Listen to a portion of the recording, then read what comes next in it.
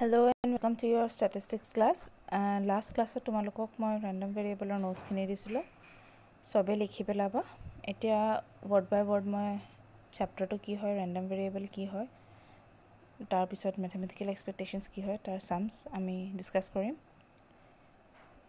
each and every word মই বুজাই যাম যাতে তোমালোকৰ কোনো difficulty নহয় chapter to মনত ৰখাত ভালকে আৰু intensive practice কৰিব লাগিব তোমালোকে যাতে exam ot তোমালোকে সব theorems definitions and sums easily and with time paper complete কৰিব পাৰা আৰম্ভ কৰোঁ আজি ক্লাস random variable পঢ়িবলৈ আমি প্ৰথমতে জানিব লাগিব random experiment কি আমি theory of probability পাইছিলো random experiment ৰ বিষয়ে ইয়াতো আমি চাওঁ হা a random experiment is an activity leading to at least two possible outcomes with uncertainty as to which will occur মানে any activity that at least দুটা possible outcomes থাকে যেনেকৈ এটা tossing coin দুটা possible at least two possible outcomes are there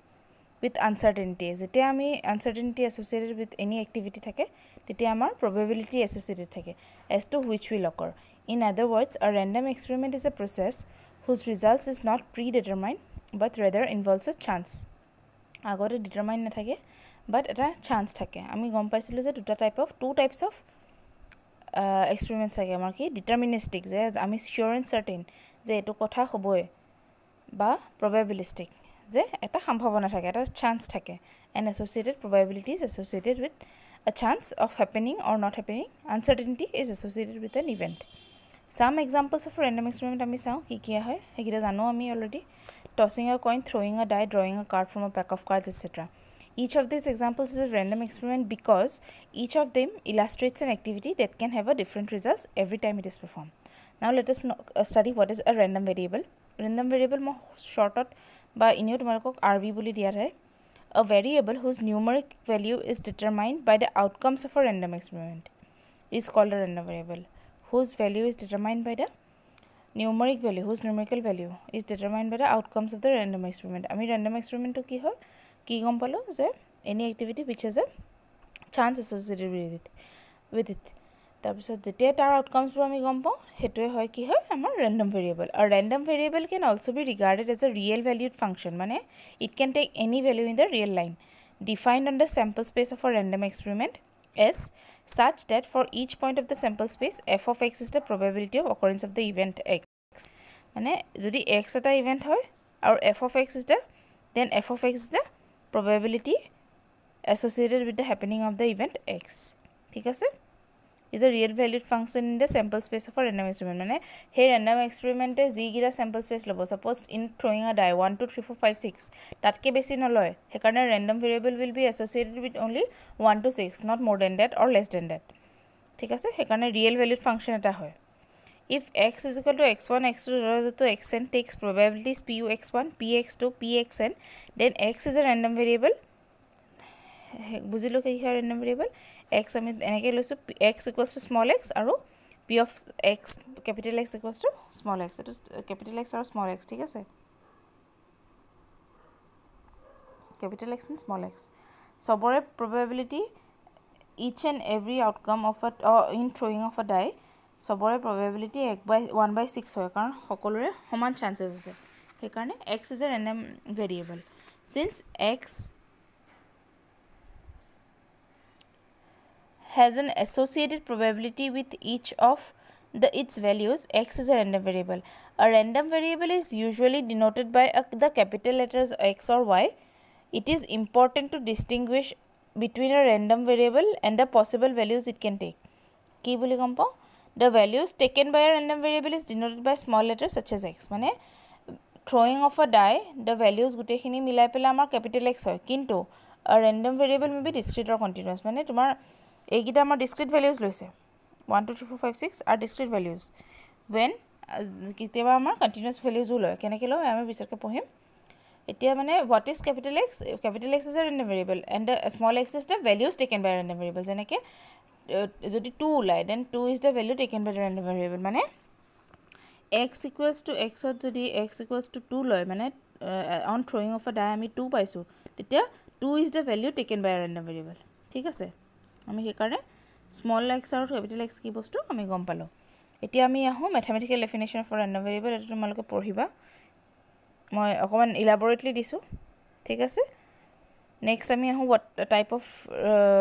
ডিস্ক্ৰিট random variable.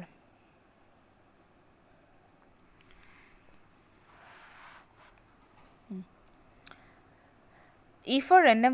variable can assume only discrete set of values, that is a finite set of value or infinite but countable set of value, মানে infinite মানে বহুত গিটা হয় কিন্তু countable হয়, ঠিক আছে, আৰু finite মানে something that is countable, then such a set is called a discrete random variable. Examples, the number of heads in tossing of a coin, আমি জানো 2 times হেৰি কৰে finite set of values পাওঁ, হয়নে? কি হয় ডেফিনেশ্যনটো হিচাপে, if a variable can assume only a discrete set of values, that is a finite set of values or infinite but countable. It is number of throws of a coin before getting the first head. It is infinite but countable sets. Suppose tumalukor class or gute nota students at a die, we are talking about a coin, yeah, coin eta toss koribole arambho korise jot প্ৰথমতে 3 number বাৰত head পালে, সেকেন্ডটোৱে suppose 8th number বাৰত head পালে, থাৰ্ডটোৱে suppose তোমাৰ বহুত বাৰ কৰিয়ে গৈ আছে হেড পইণ্ট টেইলে ওলাই গৈ আছে, তেতিয়া we talk about what? We talk about countable set of values, infinite but countable set of values, ঠিক আছে। সেইকাৰণে আমাৰ দুটা এক্সাম্পল আছে, দুটা কাৰণত আমাৰ ডিস্ক্ৰিট ৰেণ্ডম ভেৰিয়েবল হ'ব পাৰে, কি গম পালো, মানে মই যদি সাপোজ বাৰু এটা ৰিয়েল লাইন আঁকি দিওঁ তেতিয়া তোমাৰ ইট ইজ ডিস্ক্ৰিট, মানে এটা ইণ্টিগ্ৰেল ভেলিউ লয় তাহাঁতি 1 বা 2 বা 3 বা আউট টু ইনফাইনাইট, ঠিক আছে। এতিয়া আমি আহোঁ ডিস্ক্ৰিট ৰেণ্ডম ভেৰিয়েবলৰ লগত আমাৰ দুটা বস্তু এছ'চিয়েটেড থাকে, পঢ়াইছিলোঁ তোমালোকক, প্ৰবেবিলিটি মাছ ফাংচন আৰু ডিস্ক্ৰিট ডিস্ট্ৰিবিউশ্যন ফাংচন। প্ৰবেবিলিটি PMF বুলি কয় শ্বৰ্টত। The probability function p of x of a discrete random variable x expresses the probability that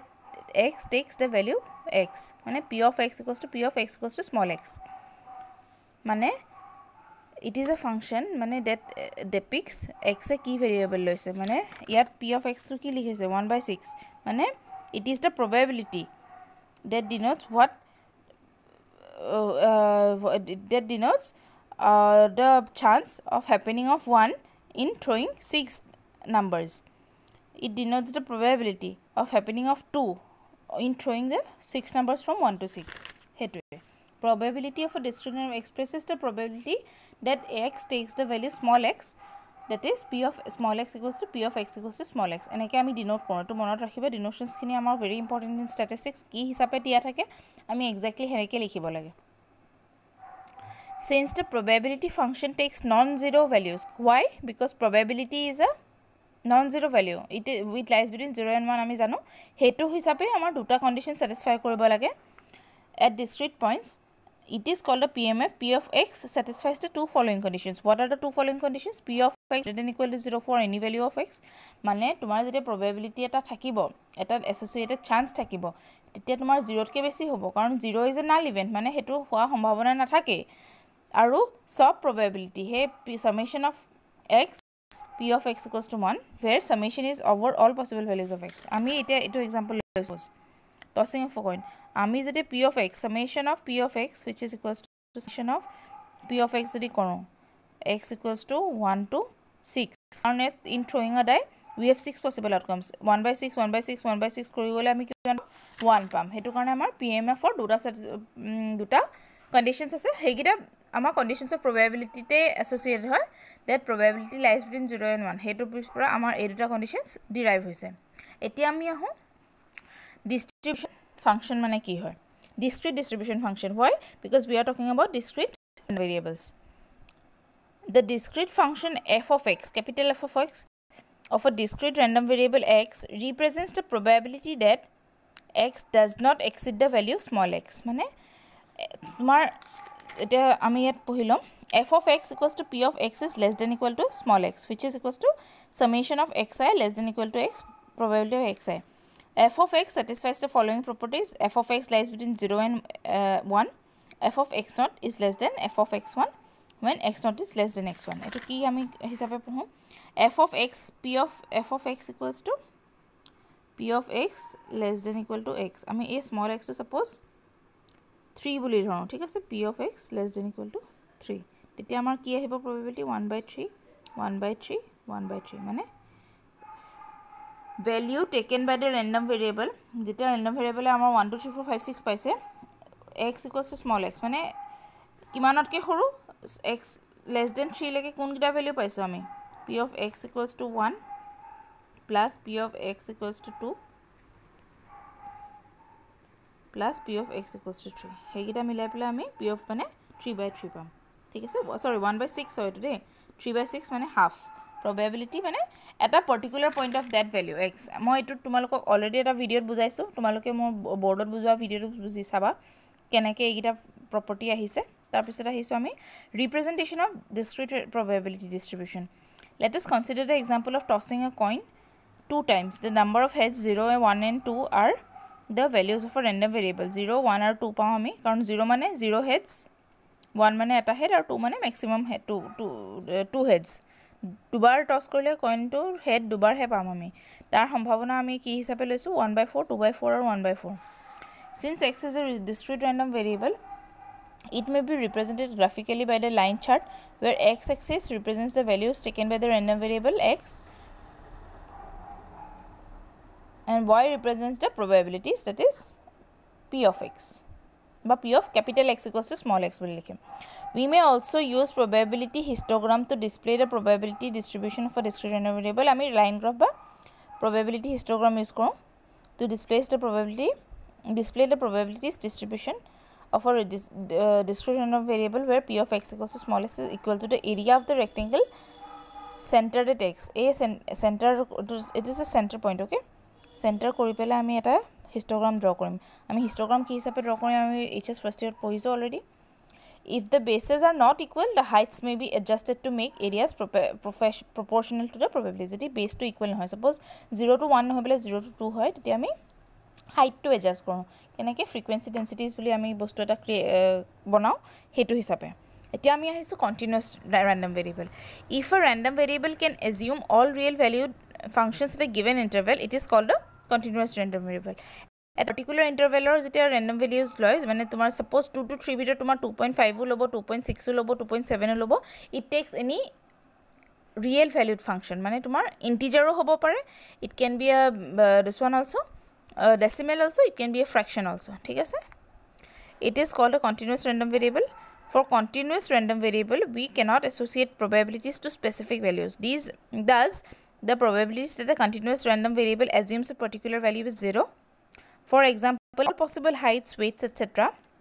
constitutes continuous sample space the value defined over it is a continuous random variable কাৰণ তোমাৰ এটা small associated probability suppose তোমাৰ 5.3 মানে 5.3 so 160 cm 161 cm বা 160.5 cm হেগিটাৰ associated probability বহুত কম হ'ব হে কাৰণে আমি হেতু ধৰাই নাযায় it is negligible or equal to 0 হে কাৰণে আমি এটা ইন্টাৰভেলৰ ওপৰত এস্টিমেট কৰোঁ এতিয়া continuous random variable or against আমি কি পঢ়িম probability density function আৰু continuous CDF continuous distribution function এগিটা পঢ়িম probability density function let x be a continuous random variable and small x be any number lying in the range of the values taken by the random variable PDF f of x of the random variable is a function with the following properties that f of x বুলি denote কৰো pm of 2 আমি f of x বুলি denote কৰো ইয়াৰো properties গিটা একে তাত জেনিবা summation হৈছিলে ইয়াত জেনিবা তোমাৰ integration হ'ব f of x greater than equal to 0 for all x and integration minus infinity to infinity f of x dx equals to 1 মানে sum total of all probabilities taken by any continuous random variable is equal to 0 it a probability curve of a continuous variable ki hisabe koru suppose the density function f of x is graphed let a and b be two possible values for random variable x such that a is less than b a value to suppose tomar jodi etu 1 hoy etu 2 hoy etu 3 hoy b suppose 4 hoy titia a is less than b obviously in a x axis ami gom pao eta graph plot korile amar horu por dangor le jay hoy ne he karone a is less than b then the probability that x lies between a and b is the area under the density function between these 2 points aru the shaded area is the proportion of the random variable that lies between a and b probability of x lying between a and b is integration of a to b f of x dx jodi amar a interval kita suppose a to b amar interval to ki boli koy ঠিক কৰি দিয়া নাই তেতিয়া আমি কি লওঁ ইন্টিগ্ৰেশন -infinity to infinity হেতু which is equivalent to 1 ঠিক আছে probability curve to কি হিচাপে আমি লওঁ in case of continuous distribution আমি এটা এৰিয়া ফাইন কৰোঁ এটো তোমালোকক মই ভিডিওটোত বুজাইছো continuous distributions আৰু আমাৰ কিটামান থিওৰাম আছে হেগিৰা থিওৰাম মই অলৰেডি ভিডিওত বুজাইছো মই এটা ব্ৰিফ ৰিভিজন কৰি দিওঁ নেক্সট ক্লাছত আমি এক্সাম্পলছ বোৰ ডিসকাস কৰিম If x is a continuous random variable with PDF small f of x, then this function capital F of x, p of x less than equal to x equals to -infinity to x, f of t dt, where x lies between -infinity to infinity. It বুজি পাইছা small x লকে আমি value লো in case of summation আমি কি কৰিছিলো in case of summation what did we do x less than equal to small x মানে এই small x to যদি আমি in case মই এটো বুজাইছিলো তোমালোকৰ এটো एग्जांपल দিছিলো x is less than equal to small x discrete cases আমি 3 লেকে লৈছো যদি x to 3 লেকে লও তেতিয়া আমি 3 লেকে গুটেৰ কন্টিনিউয়াস খিনি probabilities খিনি আমি প্লাস কৰো similarly year cases x can be a real valued function মানে এটা 3 নহবলে তোমাৰ 3.3 হ'ব পাৰে বা 3/5 হ'ব পাৰে it can be any decimal or what to say fractional value हे कारण আমি any value লব পাৰো x to ক্ষেত্ৰটো আমি ইয়াত just function টো চেঞ্জ কৰি দিছো যাতে আমাৰ কনফিউজন নহয় हे कारण আমি নোশন টো আমি t লিখিছো d t নাই is called the distribution function of the random variable x f of x satisfies the following properties कारण f of x will lie between 0 and 1 because it is a probability x lies between -infinity to infinity and probability of a less than x less than b is equal to f of b minus of f of a what is f of b এটো মই already তোমালোকক ডায়াগ্ৰামত বুজাইছো f of b মানে এইখিন লেকে যদি a b হয় is from this point to this one it will be f of b হয়নে আৰু what will be f of a from this point to this one point it will be f of a হে কাৰণে f of